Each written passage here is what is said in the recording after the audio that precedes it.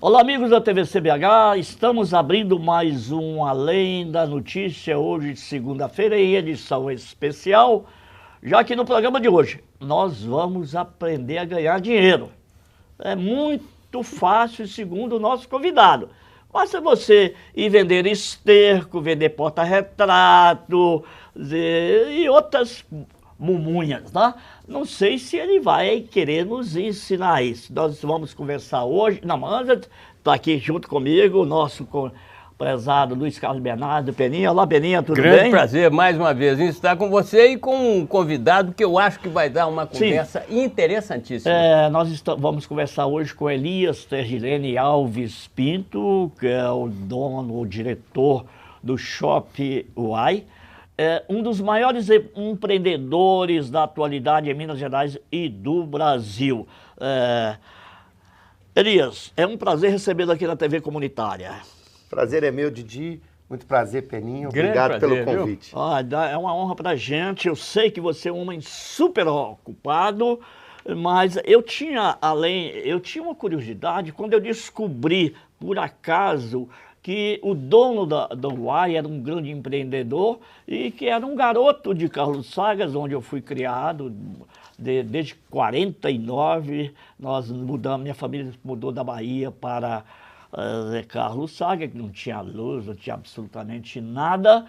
De repente eu descubro aqui que Carlos Sagas só não deu assim de projeção em determinadas áreas o Ricardo Teixeira, que não me orgulha muito não, né? Por causa dos seus desmandos. De repente eu descubro um conterrâneo, o Elias, que é o dono do Uai, um jovem empreendedor de sucesso.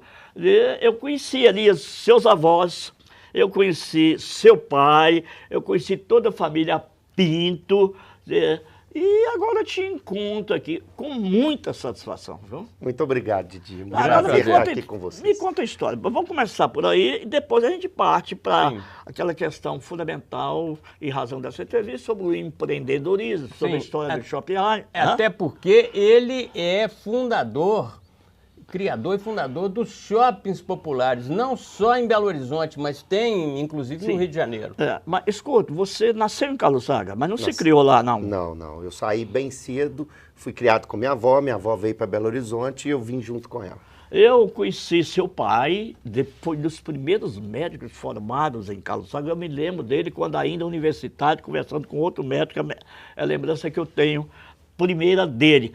E pela sua história, que está aí na internet, em diversas entrevistas que você já concedeu à imprensa escrita e falada, você ralou, você já fez de tudo, embora fosse filho de médico da Polícia Militar. Conta pra gente um pouquinho dessa história. Quem que é Elias Tergilene Alves Pinto? Elias Tergilene Alves Pinto é eu tenho o mesmo nome do meu pai, eu vou falar do meu pai. Meu pai veio de Carlos Chagas, né? Filho de uma negra e de um libanês. E se esforçou muito aqui em Belo Horizonte e foi tocando a vida. Teve 5 filhos, nós somos 3 homens e 2 mulheres, só 2 formaram, o resto da nossa família, dos nossos irmãos foram todos trabalhar por conta própria. E fomos morar em Betim. Foi muito importante essa passagem em Betim da minha vida. Foi quando eu tive um problema de relacionamento com meu pai, e aí meu pai não me dava dinheiro, e eu, com muita adolescente, muito orgulhoso, muito vaidoso, e fui fazer o que tinha que fazer, que era vender esterco.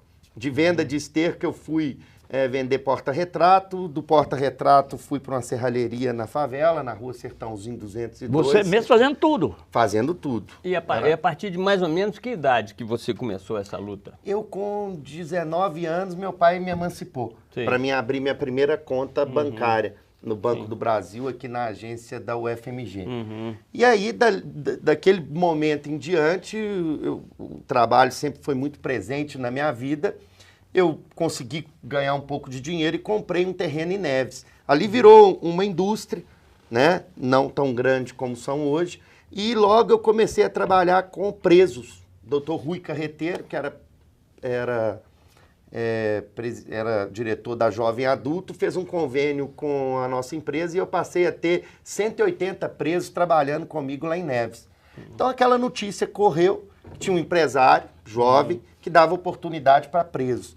Como a penitenciária é sempre uma extensão da favela, as pessoas, os familiares dos presos iam na indústria no sábado visitar os presos e ali eu comecei a interagir junto com eles, fazendo esse trabalho, que era um trabalho empresarial, mas ao mesmo tempo ele foi se tornando social. Sim. E ali foi onde parece que foi um divisor de águas na minha vida, de ser um empresário 50% capitalista e 50% social, né? É o que a gente chama hoje de capitalismo social. Sim. É o capital voltado para o bem das pessoas. Sim. E é o que eu venho hoje desenvolvendo. Isso foi há 22 anos atrás, quando eu estava lá em Neves.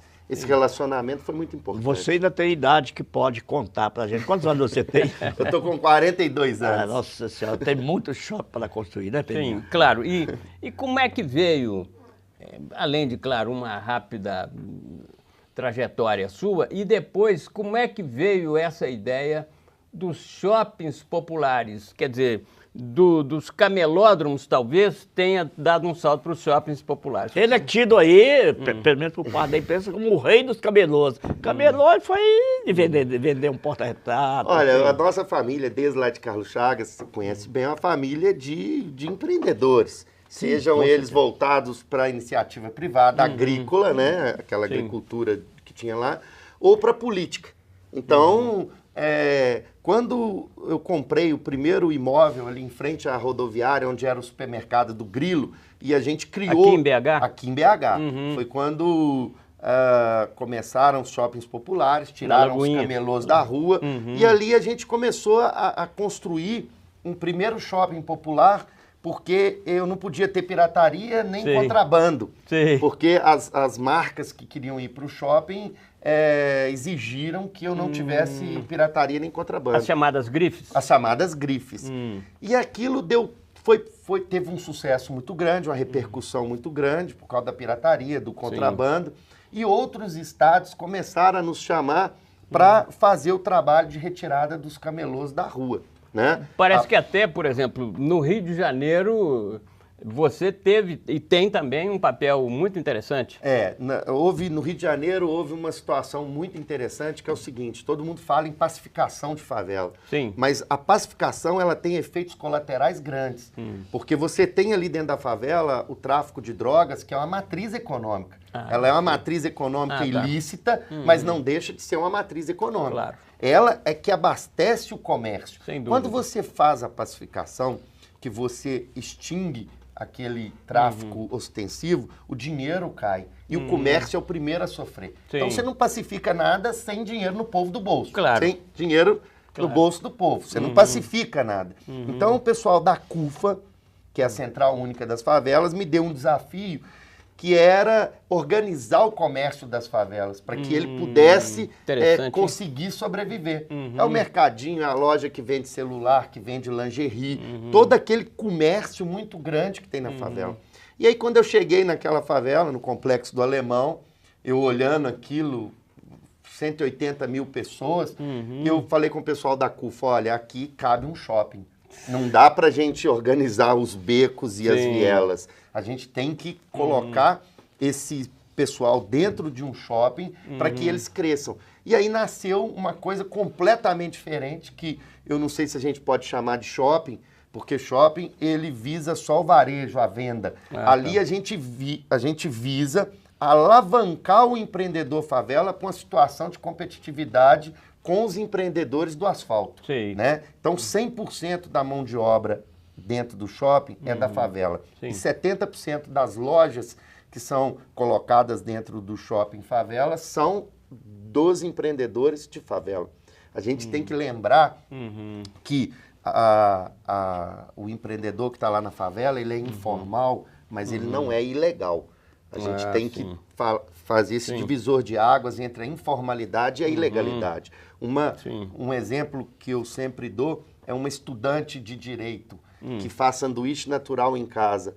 para vender na faculdade, ela é informal? É, Sim. mas ela não é ilegal. Ah, tá ela certo. está fazendo um trabalho Ah, tá lícito. certo, tá e certo. a gente também tem que lembrar que toda grande empresa, se você vai olhar o passado dela, ela nasceu na informalidade. Sim, Bill claro. Gates, por Bill, exemplo. claro. Estava lá na casa dele fazendo programas de computador, ele era informal. Henry Ford, sim. que estava na garagem apertando parafuso, era informal. Então a informalidade hoje é um estágio natural de qualquer grande empresa. Então eu venho dizendo, olha, nós temos uma massa de empreendedores informais, que é o cachorro-quente, é o camelô, é o churrasquinho. Sim, sim. E não é ilegal, não tem que poder ao vender um cachorro quente, o cara não é obrigado a dar nota fiscal. E não é ilegal, é um trabalho lícito? É.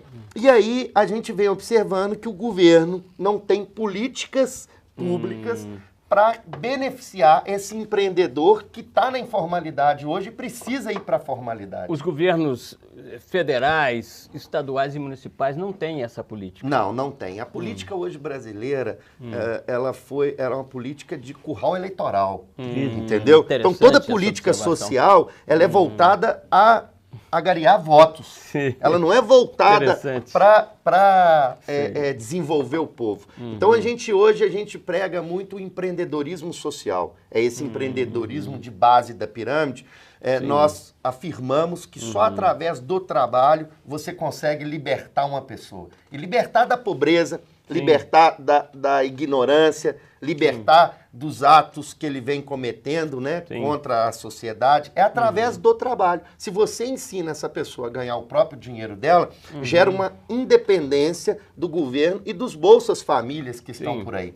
Né? Mas parece que o que governo... tem a sua função hoje, mas que podem ser substituídos desde já com oportunidades de emprego, trabalho e de empreendedorismo. Empreendedorismo através das cooperativas de trabalho. Exatamente. Você tem várias formas de mobilizar a população. Nós temos um instituto de pesquisa, que é um instituto que se chama Data Favela, né? Hoje nós temos várias empresas que têm o nome de favela. Favela pra gente é uma marca. E não é só sinônimo de tragédia nem de criminalidade. Então, no instituto de pesquisa nosso, a gente fez uma pesquisa com vários jovens e uma coisa que me chamou muita atenção, 88% desses jovens, quando eram perguntados, o que você quer no futuro? Qual a sua perspectiva de futuro? Ele dizia, eu quero ser patrão, eu quero ter meu próprio negócio. Então, quando você vê a população berrar por ser empreendedora e você ter, por outro lado, um governo que prefere dar o peixe e não ensinar a pescar, isso entra em conflito. É o primeiro conflito que eu vejo hoje. Essa conversa estava prevista para apenas 14 minutos, um bloco do programa Além da Notícia, mas não dá para terminarmos aqui. Nós vamos fazer só um rápido intervalo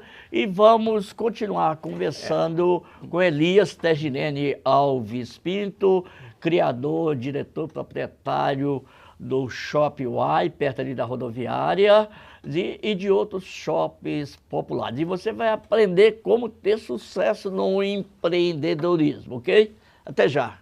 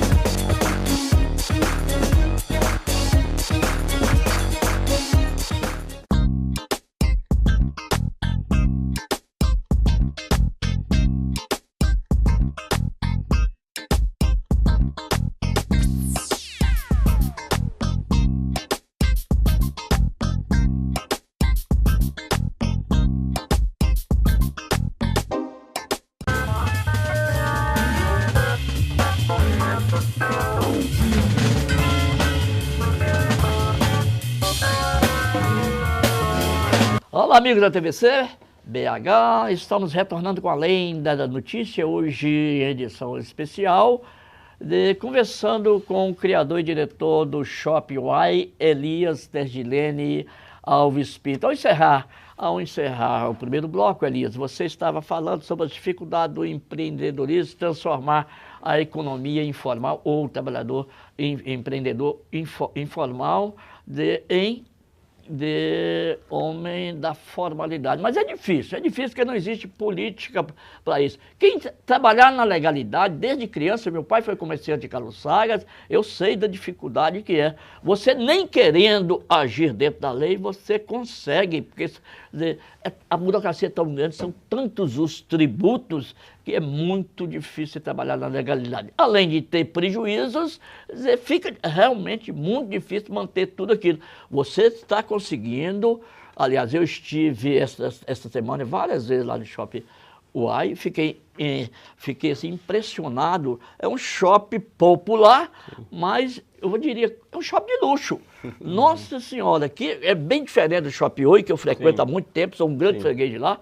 Dizer, é bonito, confortável, com agências bancárias, correio, casas americanas lá dentro, escada rolando para todo lado, praça de alimentação, belíssimo e tal. Fiquei impressionado. Peninha, você queria fazer uma pergunta? Pois é, não, são duas coisas. Uma frase que ele falou aqui na hora do intervalo, que eu achei interessantíssimo, é o seguinte: o que é empurrar uma locomotiva morro acima? E depois que ele respondeu, eu quero entrar num outro assunto também, que eu fui jurado já 2 vezes de um concurso interessantíssimo, mas que me emocionou.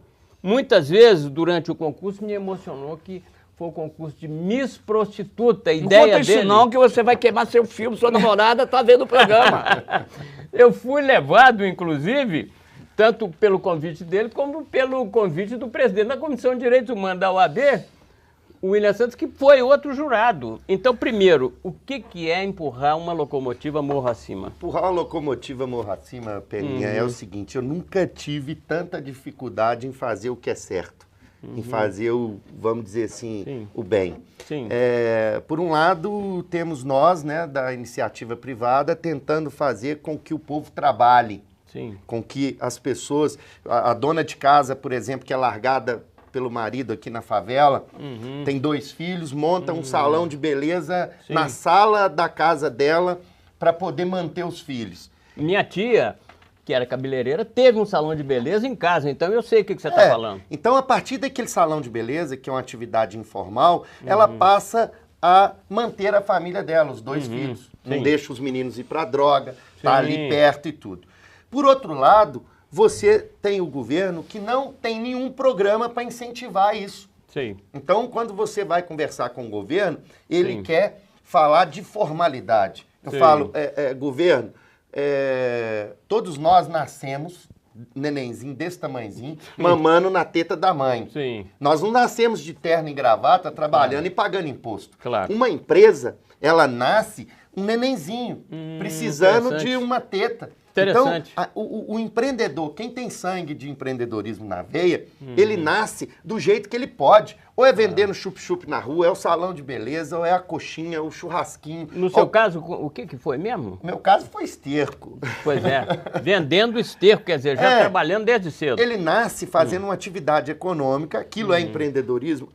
Então, a partir do momento que ele está nascendo como empreendedor, ele precisa de cuidados. A gente não pode dizer para ele, olha, você acabou de nascer, agora você começa a pagar impostos. Não, ele só dele estar já trabalhando e gerando empreendedorismo, ele já está cumprindo um papel muito grande na sociedade. E não podemos deixar de lembrar que o mundo informal é equivalente à metade do mundo formal. Então, no caso hoje, do Brasil, PIB, como todo. No caso do Brasil. Você tem hoje, uma curiosidade aqui, quantos habitantes nós temos hoje em favela? Nós temos 12 milhões de brasileiros morando em favela.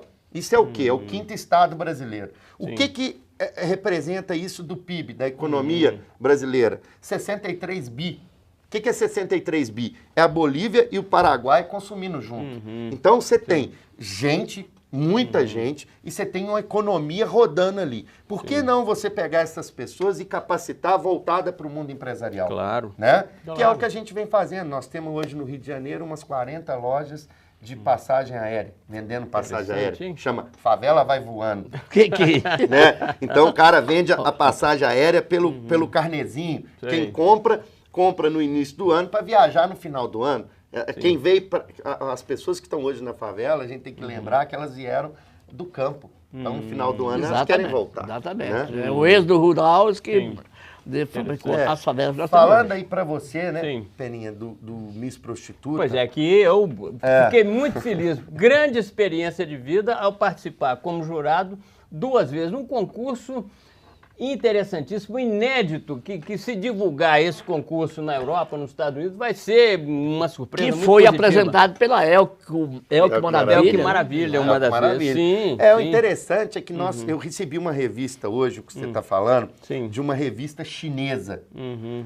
falando do Miss Prostituta aqui. Porque Mesmo? na China eles têm uma quantidade de mulheres na prostituição e eles estão tentando fazer alguma coisa para tirar essas mulheres da Sim. prostituição. Sim. E aí vem o Miss Prostituta. O que é o Miss Prostituta? O Miss Prostituta, ele é Que foi uma ideia sua. Foi uma ideia nossa, lá da equipe toda Sim, nossa. sim. É o seguinte, nós temos o Dia Sem Preconceito. Né? O que é o Dia Sem Preconceito? É quando a gente chama a favela, chama as prostitutas, os transexuais, Sim. os negros, os portadores de deficiência física e tudo. A gente Teve, chama... inclusive, depois do concurso Miss Prostituta, uma surpresa para nós, que teve na mesma noite o concurso sobre o Miss Transsexual. Miss Transsexual. Então, Impressionante. a gente começou a perceber o quanto várias pessoas da sociedade sofrem preconceito. O preconceito é uma coisa que está aí na sociedade. A pessoa, você pergunta a pessoa, você tem preconceito? Não. Mas aí você pega ela no preconceito Sim. logo em seguida. E aí a gente começou, por ser shopping popular e estar naquela região do centro, uma região onde tem a Cracolândia é ali, o prostíbulo da cidade é atrás. Sim. Essas pessoas começavam a entrar no shopping para comprar água, almoçar. As próprias prostitutas usam o shopping como um local para almoçar, para comprar e tudo. Sim. E aí, com essa interação, nós resolvemos criar o Dia Sem Preconceito. E o Dia Sem Preconceito, ele é um dia político, Sim. onde mostra o quanto a nossa sociedade é preconceituosa. Político com P maiúsculo, não essa com P política maiúsculo. pequena. Político com P maiúsculo. E aí, a gente encerra o Dia Sem Preconceito com o desfile das Miss Prostitutas. Então, o que a gente quer dizer com aquilo? Esse ano, Belo Horizonte estava elegendo a Miss Brasil e alguns quarteirões a gente estava elegendo a Miss Prostituta. Mostrando que a mulher, ela deve ser respeitada Claro. e deve ser tratada como uma princesa ou como uma rainha, independente do Claro. que ela faz para viver. Isso é o primeiro ponto. Segundo ponto é que se a gente quer tirar a mulher da prostituição, a gente tem que criar uma alternativa de renda para ela, que ela ganhe igual ou mais do que ela está ganhando. Sim. Nós temos prostitutas hoje aqui na rua Guaicurus ganhando 15 mil reais por mês, 12 mil reais. Como é que você vai lá e oferece um trabalho de secretária para ela para ganhar mil reais? Claro. Ela não vai sair da prostituição. Faxineira, Sim, claro. sim. Então nós começamos a fazer um trabalho com elas, que é com a Cida, que é a presidente da Prosmig, Sim. que é o seguinte, olha, Cida, a gente tem que fazer essas meninas ganharem o máximo de dinheiro possível agora, enquanto elas estão jovens, e temos que incentivar a elas a criar um negócio. Então, a gente trabalha com empreendedorismo lá também. Esse ano nós vamos patrocinar, já é o 3º ano de patrocínio a Parada Gay. Parada gay. Nós também patrocinamos Banda a Parada mole? Gay. Hã? A banda mole? Não, a Parada Gay Parada mesmo, gay. que é ali. Que tal? Você tem 100 Uma milhões luta, de... uma luta belíssima contra o preconceito. Eu Tudo só bem. quero te fazer uma pergunta seguinte.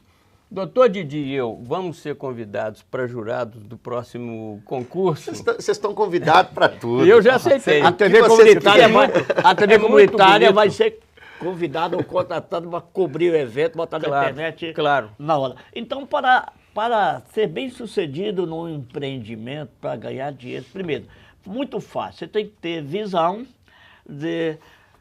coragem para trabalhar, obstinação pelo trabalho, você tem que, de preferência, né?